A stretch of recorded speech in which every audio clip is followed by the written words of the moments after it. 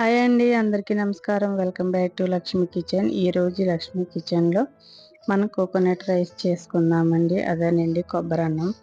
ఈ కొబ్బరన్నం వచ్చి చాలా సింపుల్గా నా స్టైల్లో మీకు చేసి చూపిస్తాను. నేను తీసుకున్న కేజీ రైస్కి నేను 3 కొబ్బరికాయలు అనేది తీసుకున్నానండి. ఇవి వచ్చి లేతకాయలు తీసుకుంటే ఎక్కువ చిక్కని పాలు వస్తాయండి. ముదరకాయలు తీసుకోకూడదు. ముక్కలు తీసుకుని నేను మిక్సీ పట్టుకున్నానండి. లేతకాయలు కాబట్టి మీకు పొట్టు అనేది తక్కువ వస్తుంది. ముదరకాయలు అయితే పొట్టు ఎక్కువ వస్తుంది, మనకు చిక్కగా కూడా పాలు రావండి. లేతకాయలే తీసుకోవాలి. ఇప్పుడు బాండి పెట్టుకుని మనం ఇందులో నెయ్యి వేసుకుందామండి, 1 స్పూను. అలాగే ఆయిల్ కూడా వేసుకుందాము.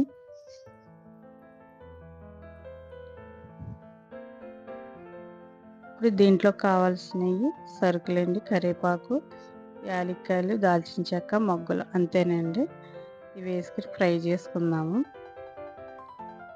ఇవి కొంచెం ఫ్రై అయిన తర్వాత దీంట్లో చీల్చుకున్న పచ్చిమిరపకాయలు వేసుకుందాము.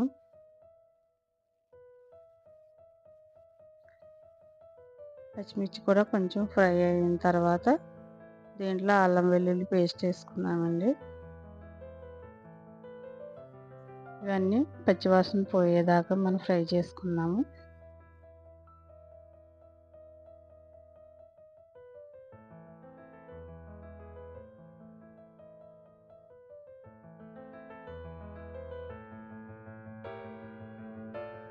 మసాలా వచ్చి ఫ్రై అయిపోయిందండి. ఇప్పుడు దీంట్లో మనం తీసి పెట్టుకున్న పాలను వేసుకుందాము.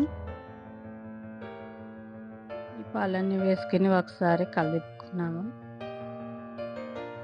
ఇప్పుడు దీంట్లో మనం ఈ రైస్కి సరిపడా సాల్ట్ వేసుకుందామండి.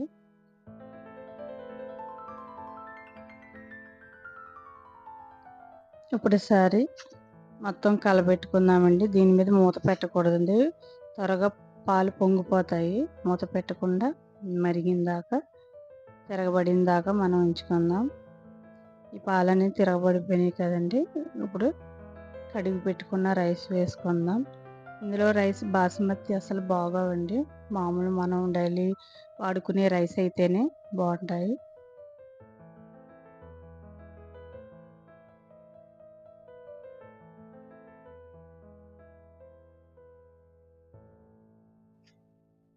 ఒకసారి కలబెట్టుకుని దీని మీద మూత పెట్టుకుందామండి.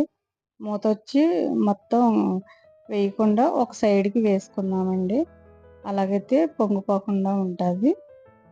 ఇప్పుడు వచ్చి మళ్ళీ ఇంకొకసారి కలబెట్టుకుందాము. ఈ రైస్లోకి వచ్చి చికెను, మటను చాలా బాగుంటుందండి. మీకు మటన్ కర్రీ కావాలంటే ఈ వీడియో కింద లింక్ ఇస్తాను, ఒకసారి చెక్ చేసుకోండి. ఇప్పుడు ఫుల్గా మూత పెట్టుకుందామండి ఒక 5 నిమిషాలు. ఇప్పుడు ఇంకొకసారి కలబెట్టుకుందాం. ఈ వీడియో కనుక మీకు నచ్చినట్లయితే లైక్ చేయండి, షేర్ చేయండి, సబ్స్క్రైబ్ చేయండి, పక్కనే ఉన్న బెల్ ఐకాన్ని క్లిక్ చేయండి. అలా క్లిక్ చేయడం వల్ల నేను పెట్టే వీడియోలన్నీ మీకు నోటిఫికేషన్ వస్తాయండి. కొబ్బరి రైస్ అనేది అయిపోయిందండి.